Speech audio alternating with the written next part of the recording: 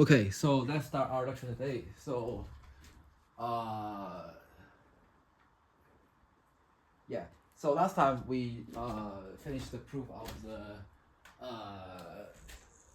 why the zeta function is periodic with respect to this omega 1 and omega 2, right? So omega 1 basically because this p is periodic, right? So therefore therefore this is equal to 0, right? And then furthermore when we replace this omega 1 by omega 2, then we also get the same thing, right? So this is negative p plus omega 2 plus p of z, right? So because p is also periodic with respect to omega 2, and so therefore we have the periodicity for the zeta function. Okay, so right now let's see. So yeah, so I shall continue right now. Okay.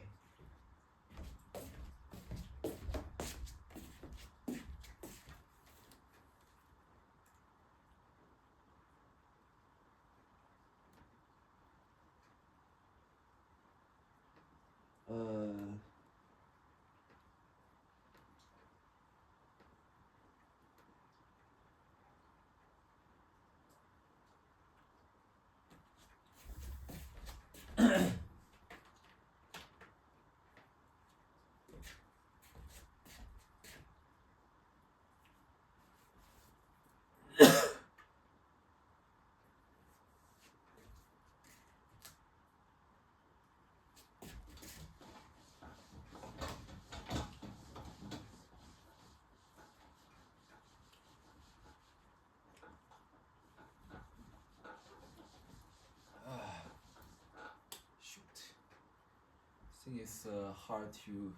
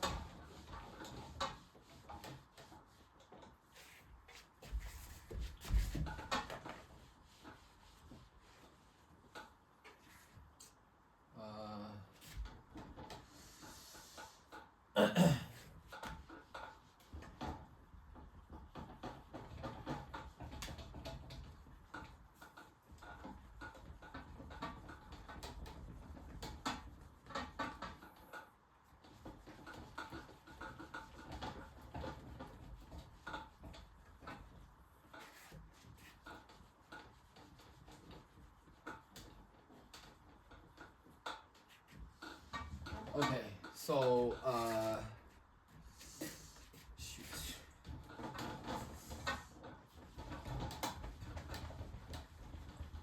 Okay.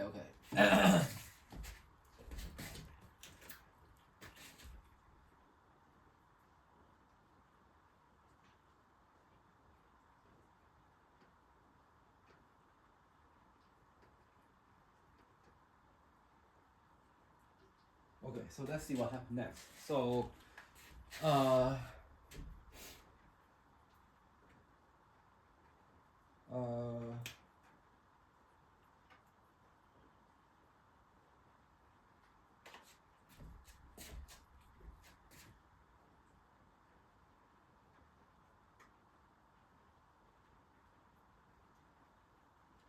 okay, so we show that this so let me continue. So this eta 1 and eta 2, right?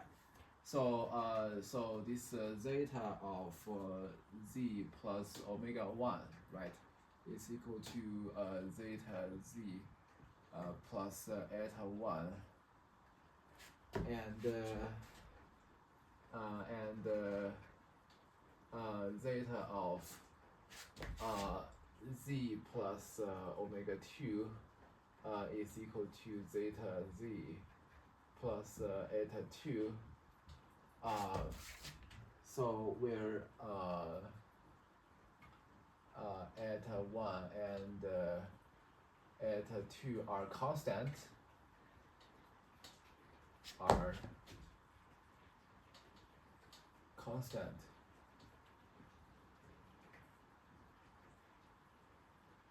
Okay, constants. Okay, and then they are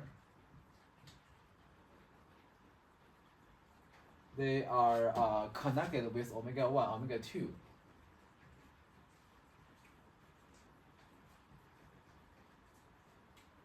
They are connected with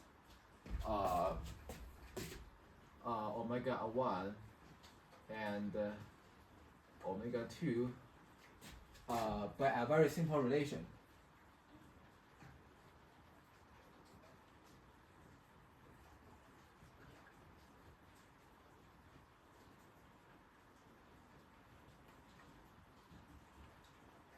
Okay, so what is the simple relation? Okay. So to derive it,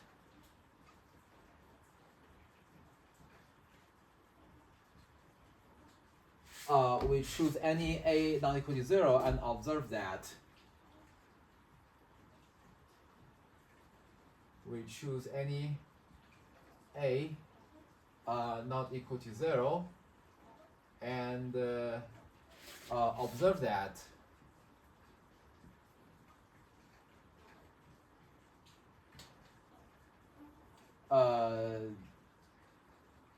the integral of 1 over 2 pi I of the integral over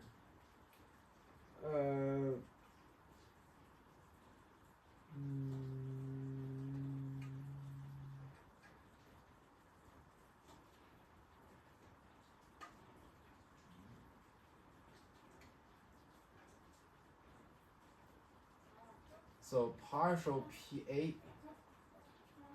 of zeta z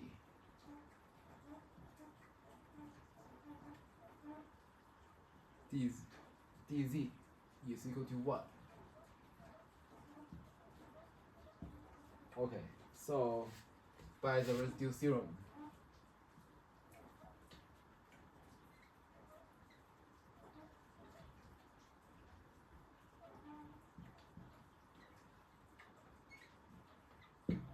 Okay, so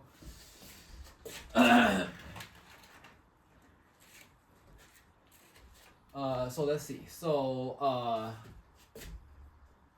yeah. So the question is that what is really this partial P alpha? So I think maybe he defined it in the previous scenario, right? So so yeah. So it has a here.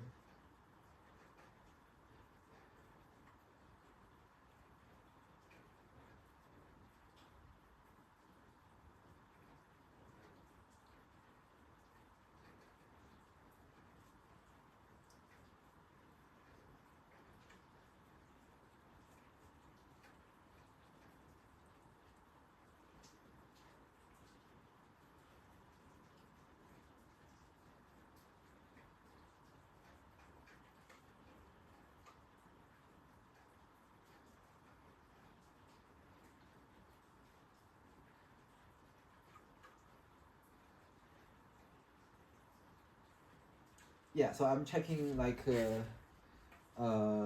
previous chapters of the alpha textbook. So yeah, so of his textbook. Okay.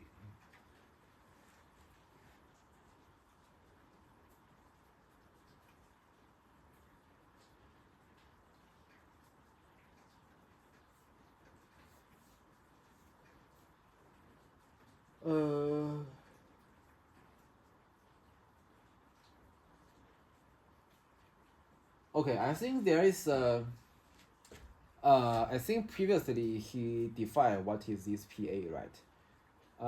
So in this so actually I'm at this book, right? So it's so basically I'm starting from like the chapter 7, right? And then I'm starting at the chapter 7.3, which is the Weierstrass P function. Okay, so I think he introduced the idea of this P alpha. So this idea of P alpha, basically it comes from the 7 point chapter 7.2, right? In one of the elliptic functions, right? So let me see. Yeah, so yeah, so it is at least mentioned in the one of the elliptic functions. Oh, sorry, elliptic function is like the bigger name. It's like the bigger name of the chapter 7. So let me try to see which. Yeah, it's in the chapter 7 and then 2.2, the unimodular transformations, right? So yeah, so maybe I'll just so this is the unimodular transformations here. So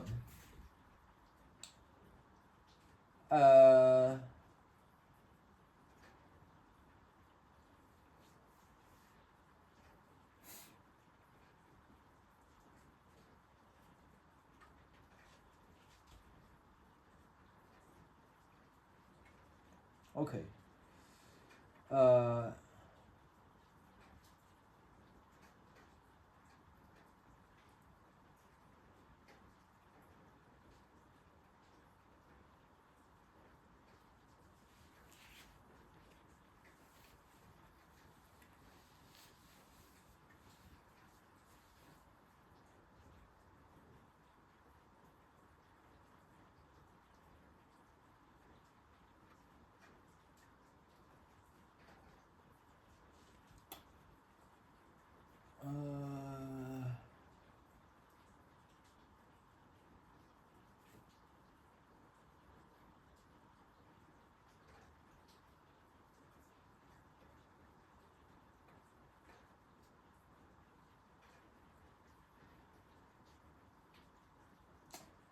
Okay, so okay, so here this PA is just a parallelogram. Okay, so this PA is a parallelogram of vertices a plus omega 1, a plus omega 2, and a plus omega 1 plus omega 2, right? So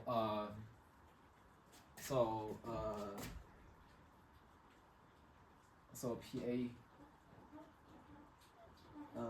is the parallelogram, is a parallelogram.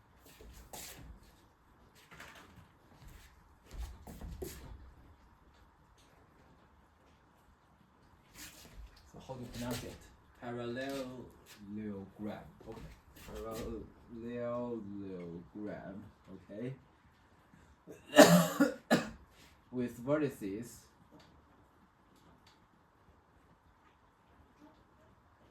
a comma a plus omega 1 and a plus omega 2 and then a plus omega 1 plus omega 2. Okay, so this is a parallelogram.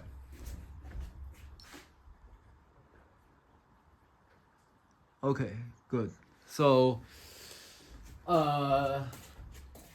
so let's see, why does that integrate to 1? Okay, so because I think for any a, right? So this because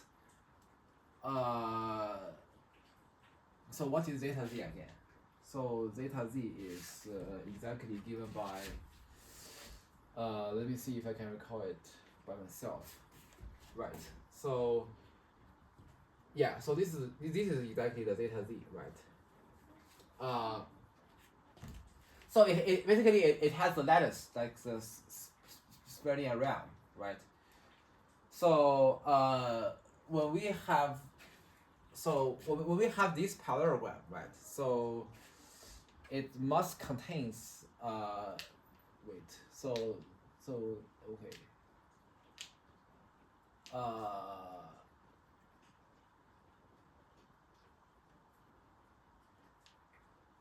So a is not equal to 0.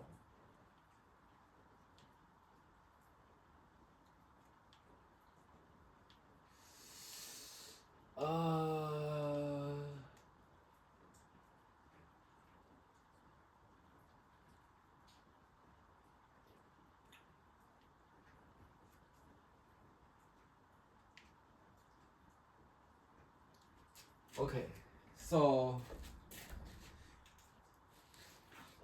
let me recall what is residue theorem. So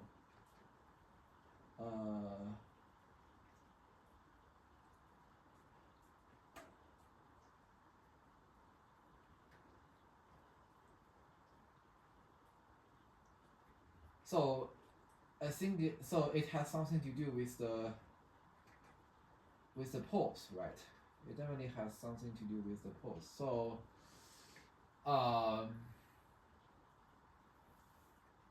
yeah, I think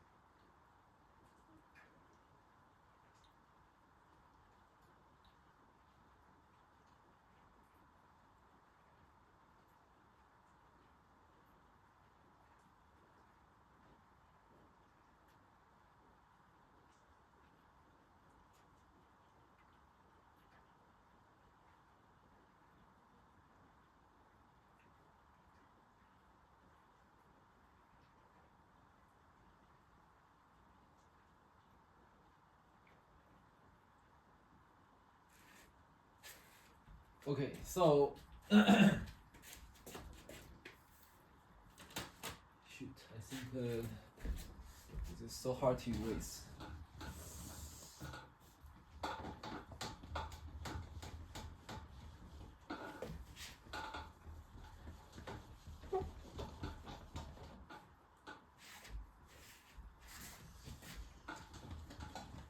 Okay.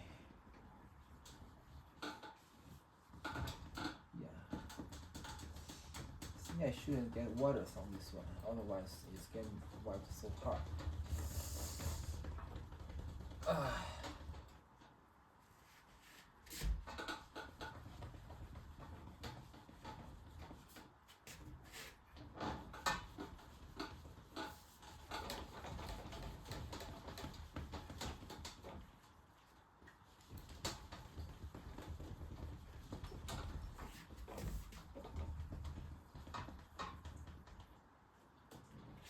Okay, so Cauchy's residue theorem. Okay, so let's recall what is the Cauchy residue theorem. So the residue theorem says that so here is the residue theorem.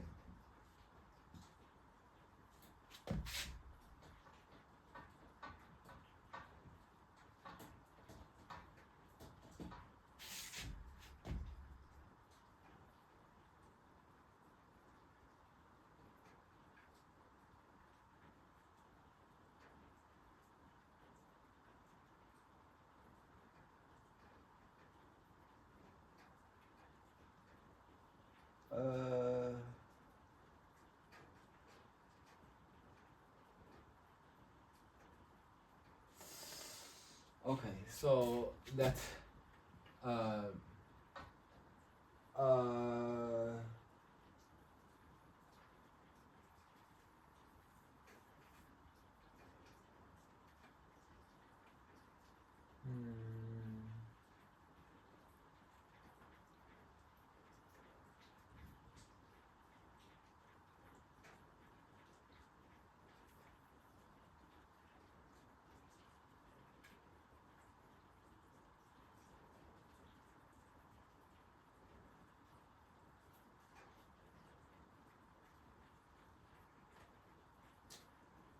So maybe I think I use another version of the residue theorem that I will be more familiar with.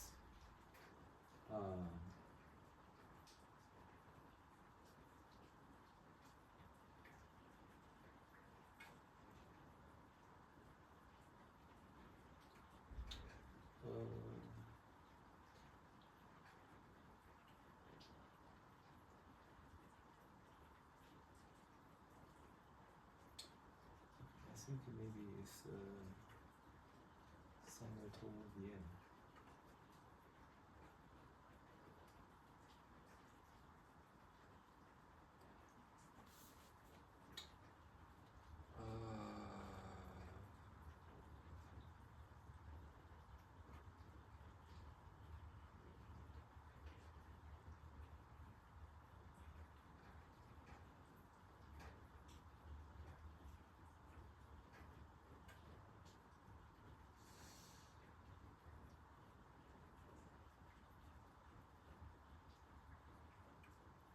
Yeah, so I'm looking at the definition for the residue.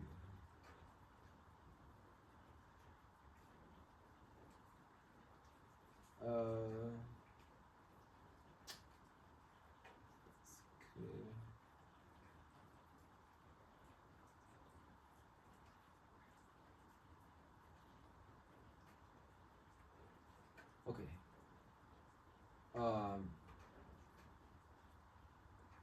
Okay, so for the residue theorem, so let the omega in C be a domain, be a domain, and that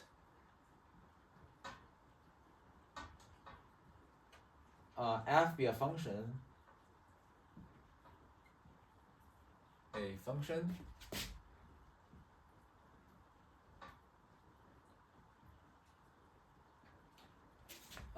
that is holomorphic of omega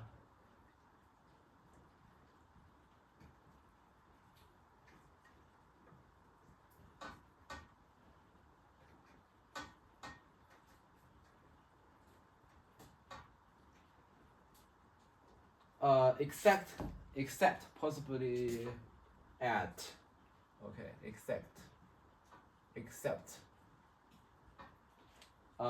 possibly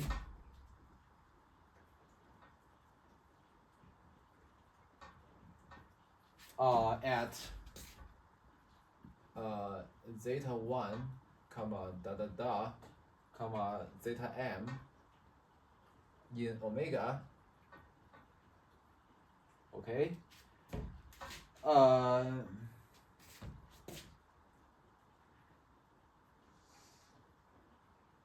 Okay, so basically there are 3 versions.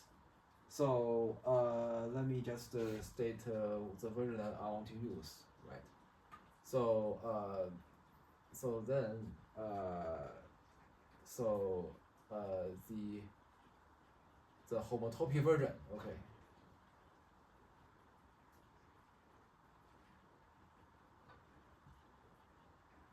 So there was a disk version here, but I think I won't use this one for now. So I'll state what is the homotopy version. So if gamma is a loop in omega, is a loop in omega, take away omega minus the set of all these points, zeta 1 comma comma zeta m, that is path homotopic in omega to a constant loop. Okay, so that is path homotopic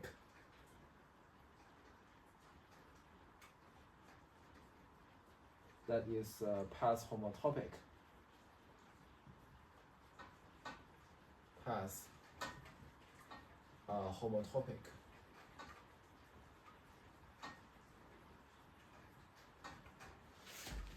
In omega to a constant loop.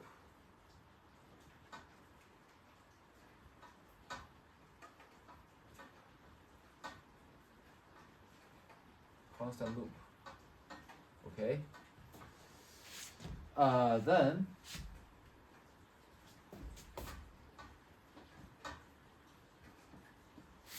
Then what we have is that we have 1 over 2 pi I of the integral over this gamma of fz dz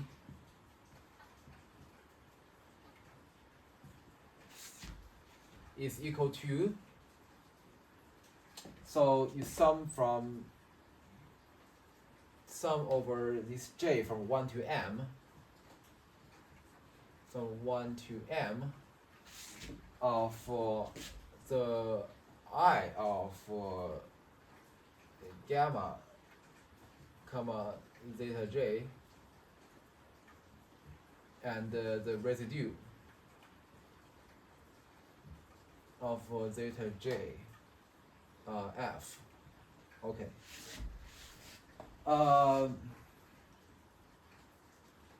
So let's see what is this I. So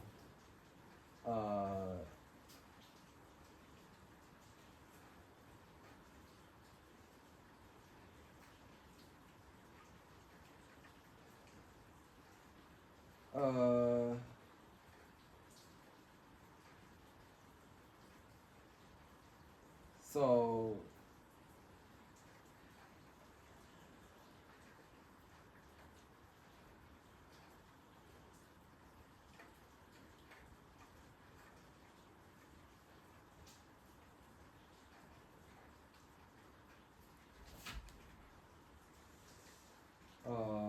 shoot.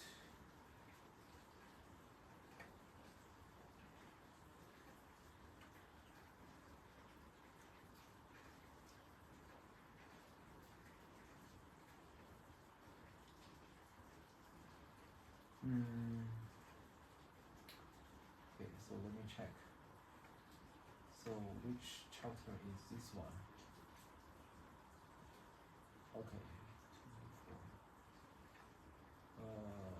This one.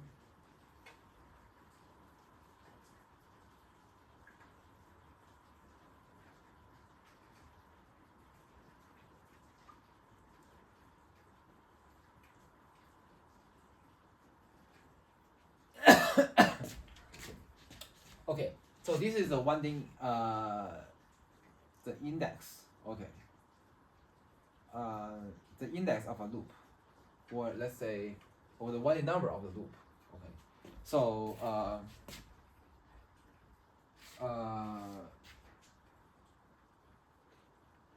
so this one basically is being defined as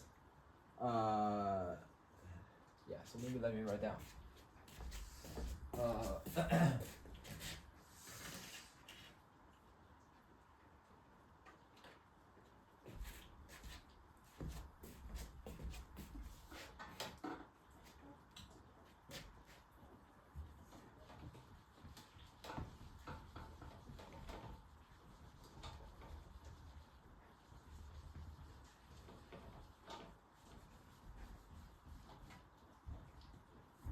Yeah, so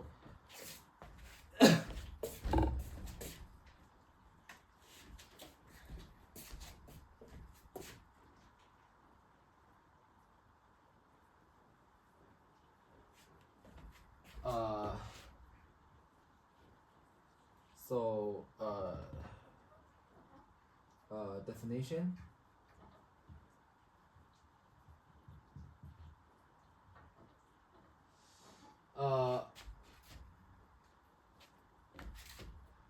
So yeah, so basically, if you pick any point, right, and then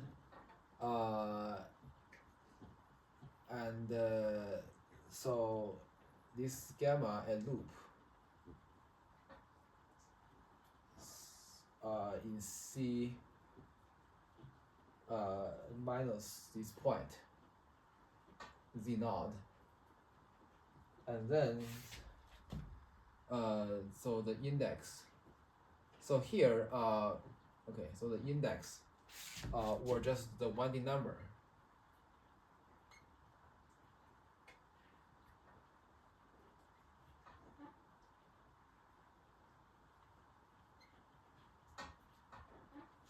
Of gamma around the Z naught is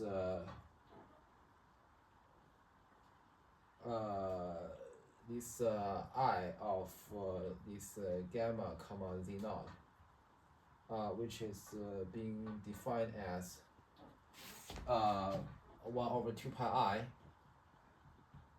of the integral over this gamma of dz over z minus z naught. Okay, so this is a winding number. And then and then what about the residue? Okay, so the residue is being defined as yeah. So the residue oh,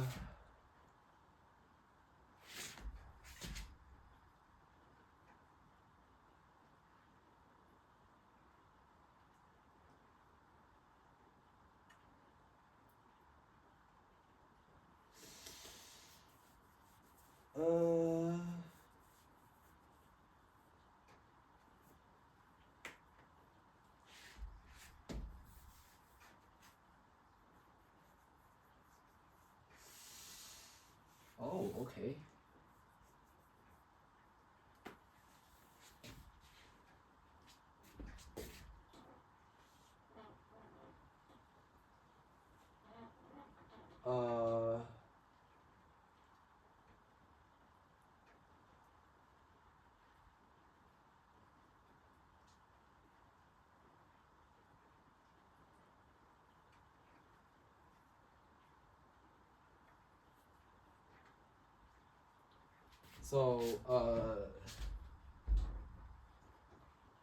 So here we let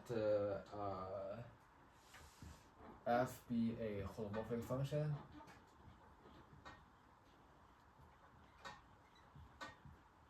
So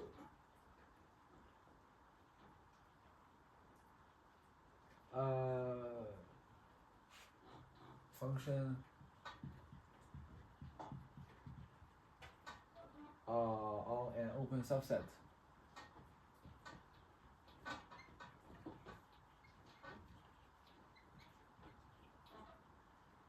Omega in C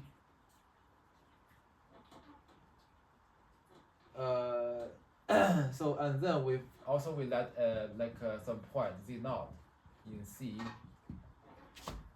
and then we assume that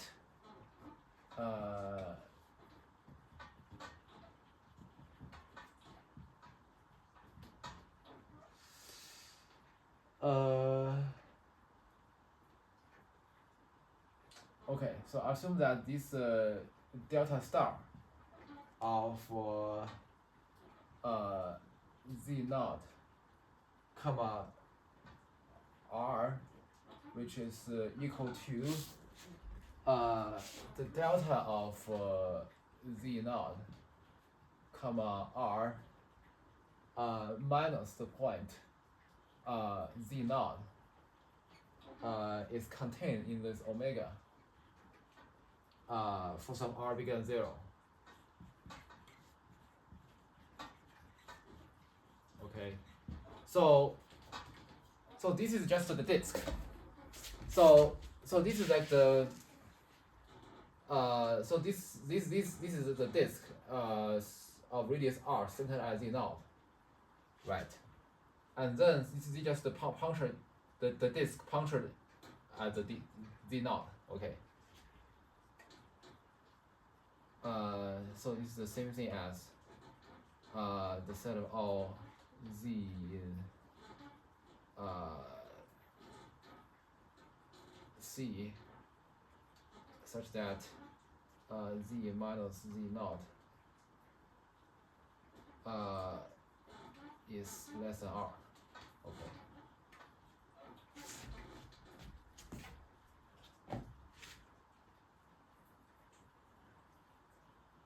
So yeah, so this is just this deltas. This is now this delta will take away this d now.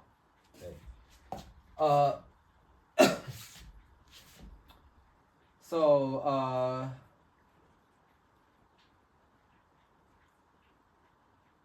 so now that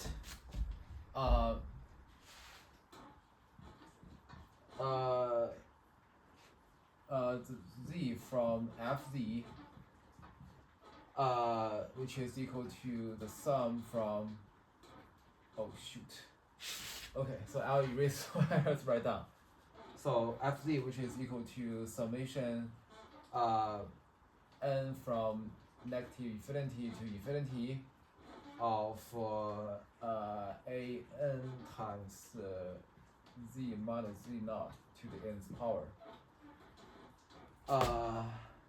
Bf's Lorentz series representation. Okay.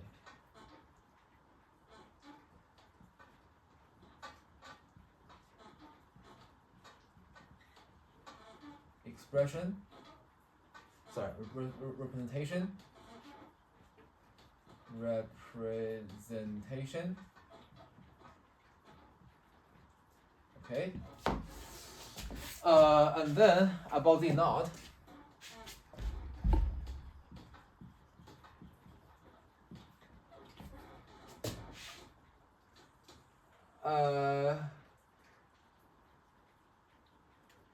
So which is valid at least in this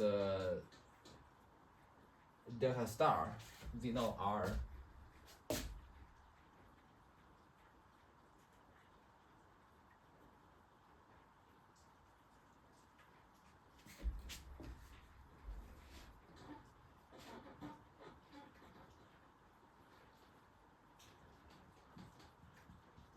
Which is valid at least in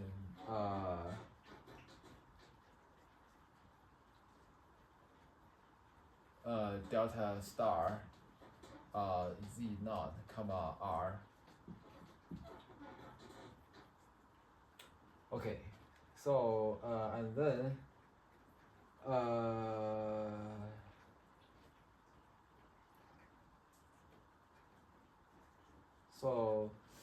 and then so the residue, yeah, so the residue of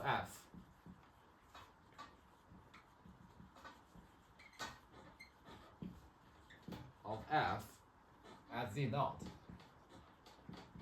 is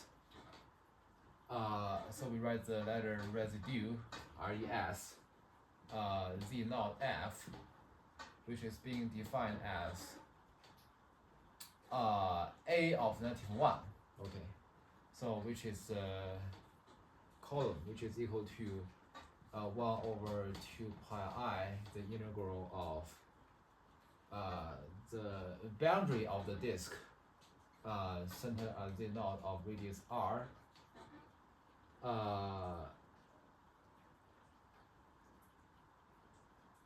f of zeta d zeta for all r in this 0r, right?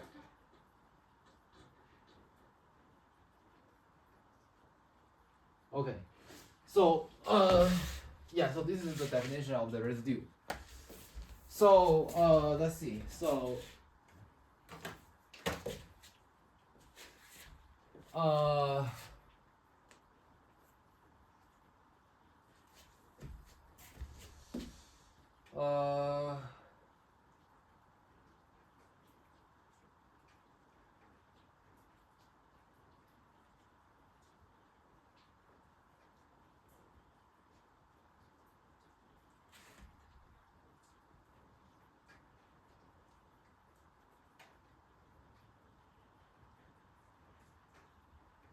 okay, so I think maybe it's a good place for me to stop here. So yeah, so I'll just continue next time.